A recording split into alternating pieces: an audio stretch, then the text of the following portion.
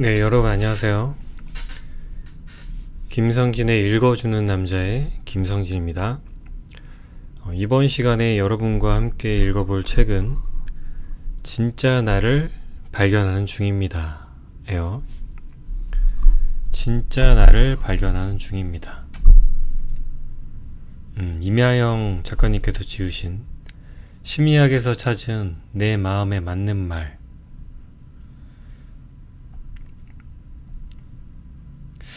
프롤로그. 인간이 변하나요?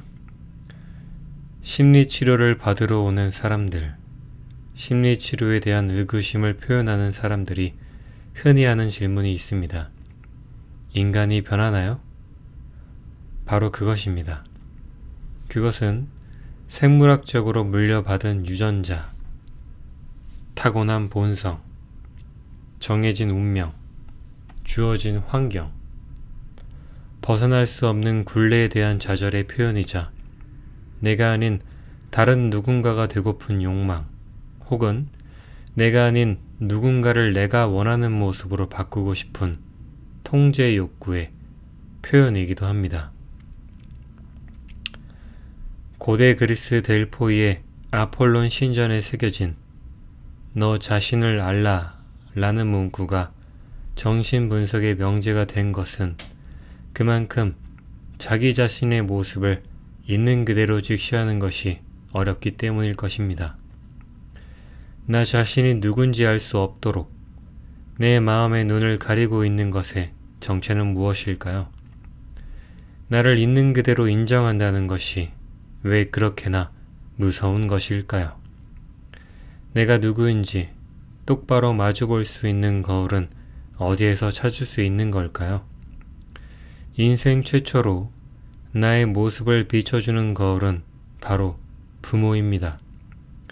자신의 생존을 오로지 부모에게 의존할 수밖에 없는 유아에게 부모는 세상 전부이고 자기를 둘러싼 우주 그 자체입니다.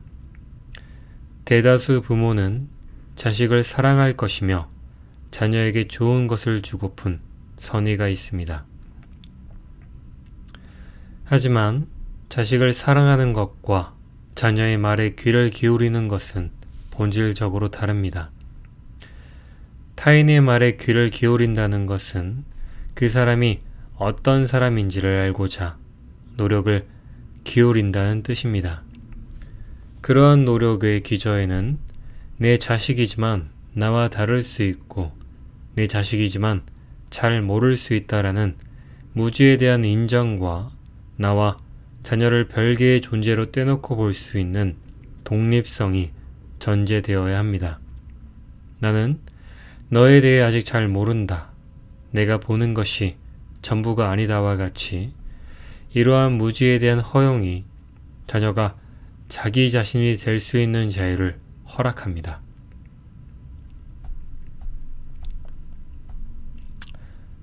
1.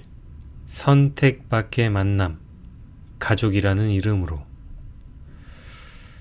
내가 낳았어도 너의 인생은 너의 것이야. 부모가 되겠다는 선택. 세상에서 벌어지는 많은 일들에 별다른 이유가 없고 인생의 향방을 결정하는 조건들은 단순히 랜덤 플레이의 산물일 때가 많습니다. 그중 어떤 부모 아래 태어나는지는 자신에게 주어진 첫 번째 인생 게임의 패에 해당할 것입니다. 부모가 자녀에게 미치는 막대한 영향력을 생각하면 부모가 된다는 것은 실로 엄중한 사안이 아닐 수 없습니다. 한국 사회의 낮은 출산율의 원인에는 천정부지로 치솟는 집값, 높은 청년 실업률, 아무리 노력해도 극복할 수 없는 부의 양극화와 같은 경제적인 이유가 크겠으나 심리적인 기저에는 불행의 세습을 극복할 수 없는 스스로 끊겠다는 비장함이 서려 있습니다. 나의 삶이 그다지 행복하지 않았고 이런 삶을 내 자식에게 물려주고 싶지 않다. 나의 자녀가 이 세상을 살아갈 수 있는 완벽한 조건을 마련해 주기 어렵다와 같은 생각들이죠. 이는 책임감 있는 모습일 수 있겠으나 다른 한편으로는 지나친 통제 욕구의 반영일 수도 있습니다. 부모로서 책임을 과대하게 지각하는 것은 곧 부모와 자기의 삶, 자기와 자녀의 삶을 분리하는 데 어려움을 겪고 있다는 방증이기도 합니다. 본인 스스로 물질적으로든 정신적으로든 부모의 영향을 많이 받았고 자신의 자녀에게도 그만큼 많은 영향을 끼칠 수 있다는 두려움이 있을 수도 있습니다. 하지만 애초에 자녀의 삶은 나와 다를 수도 있고 태어난 것을 원망할지 만족할지에 대한 판단은 세상에 태어나서 자신의 삶을 살아본 자에게나 가능한 것입니다. 현 시점에서 미래의 내 자녀가 살아남기 힘들 것이니 태어나지 않는 편이 낫다거나 나를 닮았으면 우울하고 비참한 삶을 살게 될 것과 같은 예견도 다 자신의 생각일 뿐입니다. 그러니 부모가 될지 말지에 대한 선택은 태어나지도 않은 자녀의 의중을 고려하기보다는 지금 자신의 욕구와 가치에 따른 판단이 되어야 할 것이고 자신의 선택에 따른 책임을 다해야 할 것입니다. 만일 부모가 되기로 선택한다면 내가 너를 낳았고 성인이 될 때까지 양육의 책임을 다하겠으나 너에게는 너의 인생이 있다 하는 것을 존중해줘야 할 것입니다. 처음은 모두에게 어려운 순간. 자발적으로 부모가 되기로 선택하고 손 위로 가득 찬 부모라 할지라도 실전 양육에 돌입하면 한 인간을 키워내는 것이 정말 어려운 일임을 실감하게 됩니다. 자녀 문제로 정신건강의학과나 심리상담소를 찾는 경우를 살펴보면 부모와 자녀 간의 부정적인 상호작용의 예를 숱하게 찾아낼 수 있습니다. 관찰자의 관점에서 이러이러한 게 잘못되었어요. 그렇게 반응하면 안 됩니다. 와 같은 진단을 내리는 것은 쉬운 일일 수도 있으나 그럼 어떻게 해야 하는데? 라고 물으면 말문이 막히게 됩니다. 부모의 특정 행동과 반응은 수많은 조건의 결합으로 인한 결과물이기 마련이어서 하나의 결정적인 원인을 찾아내서 제거하는 것이 어려운 경우가 많습니다. 아이에게 불같이 화를 내는 엄마는 일과 육아에 지쳐 있거나 경제적 궁핍에 시달리거나 엄마로서의 책임감을 받아들일 준비가 되어 있지 않거나 감정을 조절하는 법을 모르거나 까다로운 아이의 기질을 감당하지 못하거나 아이와 궁합이 맞지 않는 성격일 수 있습니다. 혹은 그중 몇 개 아니면 모든 조건에 해당할 수도 있죠. 만일 자신이 부모로부터 건강한 부모의 반응이 무엇인지에 대한 예시를 경험한 적이 없다면 좋은 부모가 되는 길은 더더욱 험난한 여정이 됩니다.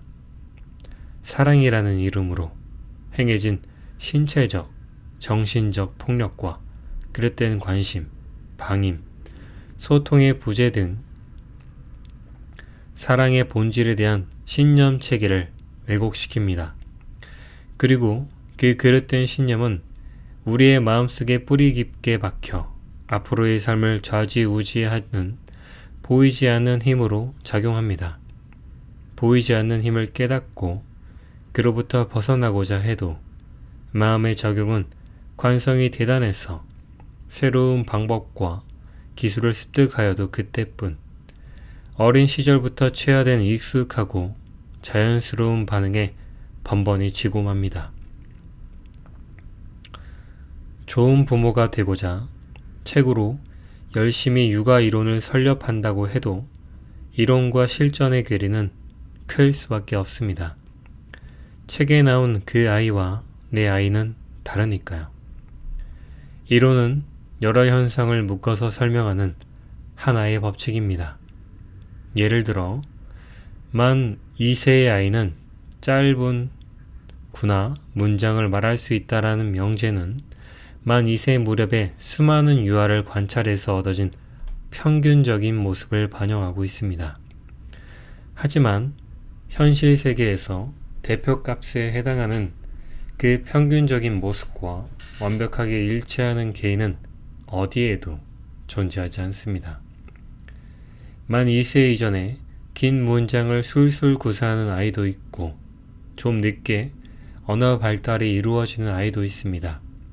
어떤 아이는 엄마 배고파를 먼저 말하고 어떤 아이는 아빠 놀아줘를 먼저 말할 수도 있습니다. 이론이 정립되는 과정에서 개별 현상을 관통하는 공통점은 살아남겠지만 개인을 개인답게 하는 고유성은 가려지기 마련입니다.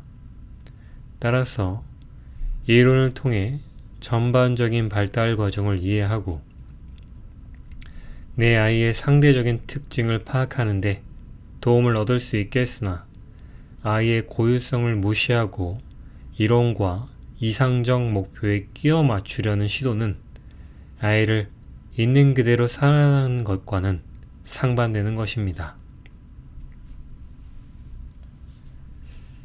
좋은 부모가 되는 것은 나 자신이 되는 것. 각박한 현실은 영역에 쏟을 부모의 에너지를 고갈시키는 또 다른 주범입니다. 지칠 대로 지쳐 짜증이 가득한 날카로운 자신의 반응 때문에 자녀가 움찔하며 뒷걸음질 치는 것을 볼 때 그 작은 어깨에 자신의 어린 날이 겹쳐짐에도 지친 마음을 일으켜 어린 마음을 다독여 주기가 어렵습니다. 좋은 부모가 되려면 나 자신이 먼저 여유가 있고 행복한 사람이 돼야 하는 이유가 여기에 있겠죠. 하지만 좋은 부모가 될 수 없는 자신을 너무 비난할 필요는 없습니다. 도널드 위니캇이 말한 충분히 좋은 엄마는 이상적이고 완벽한 엄마가 아닌 그저 평범한 보통 엄마. 그만하면 좋은 엄마니까요. 보통 엄마는 자녀에게 웃고 화내고 끌어안고 반복하는 그 모든 모습의 집합체, 일체성을 지닌 평범한 인간입니다. 중요한 것은 한순간에 던져진 부모의 말과 행동의 단편들이 아니라 자녀를 대하는 전반적이고 지속적인 태도입니다. 건강한 부모가 갖춰야 할 태도는 자기 자신이 다양한 측면을 지닌 입체적인 인간으로서 자녀를 입체적인 인간으로 대하는 것입니다. 이를 위해서는 자녀의 현실에 부합해 사방을 비춰주는 거울이 되어줘야 합니다. 결국 나 자신이 되는 것과 부모가 되는 것은 궤를 같이 하는 이야기라고 할 수 있습니다. 부모의 선의와 자녀가 받아들이는 감각의 온도차. 선의를 지녔으나 자녀의 현실에 부합하지 않는 반응의 예를 떠올려 보겠습니다.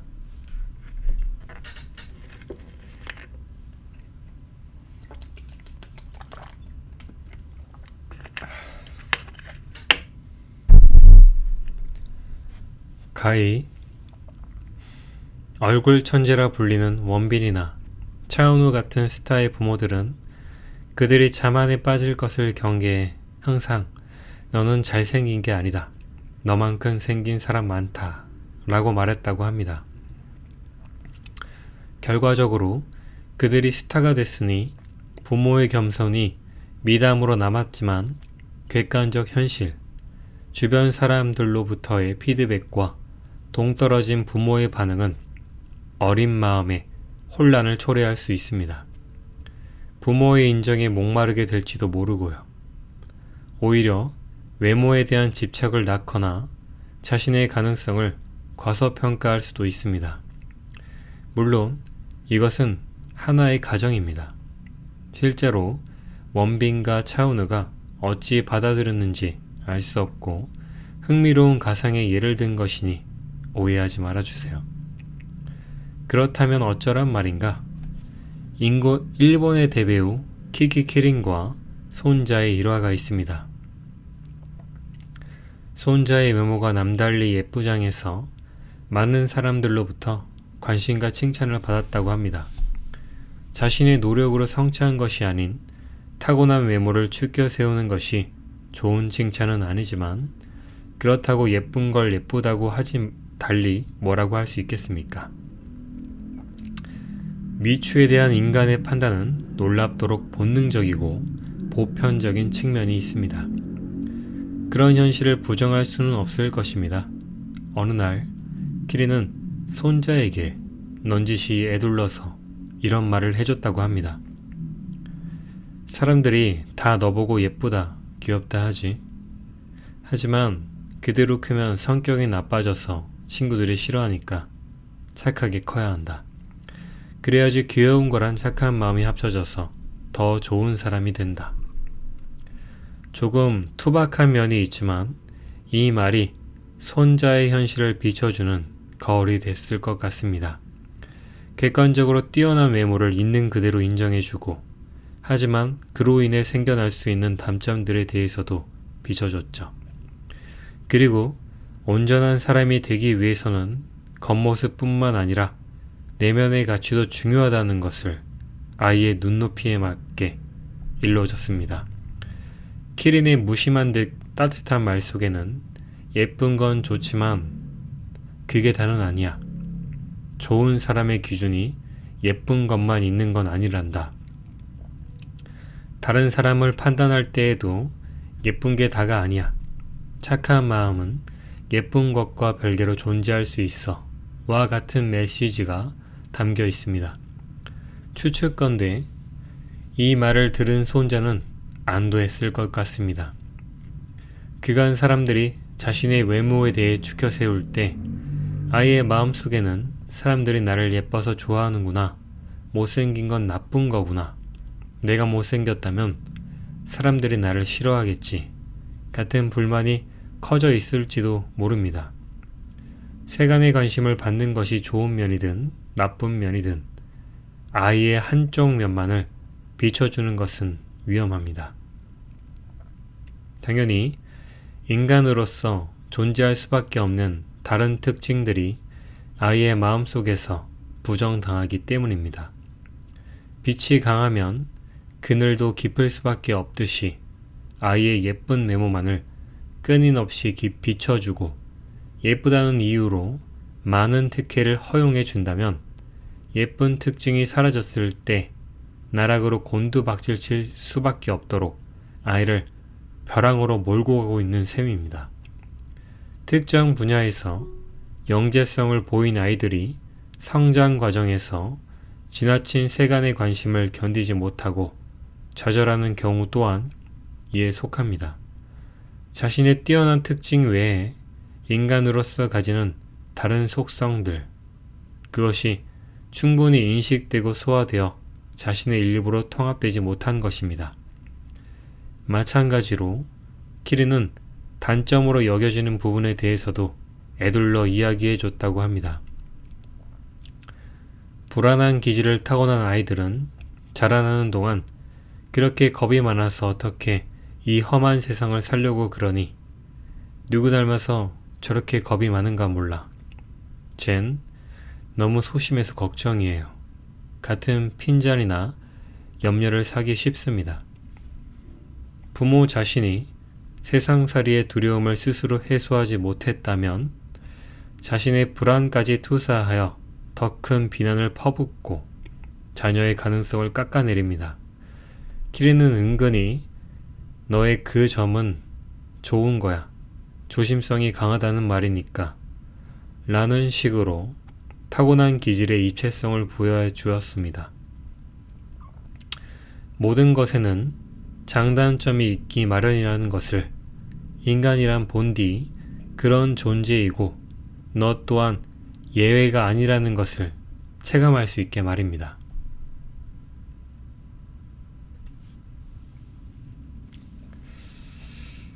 네, 여러분. 이 정도 한번 읽어봤는데요.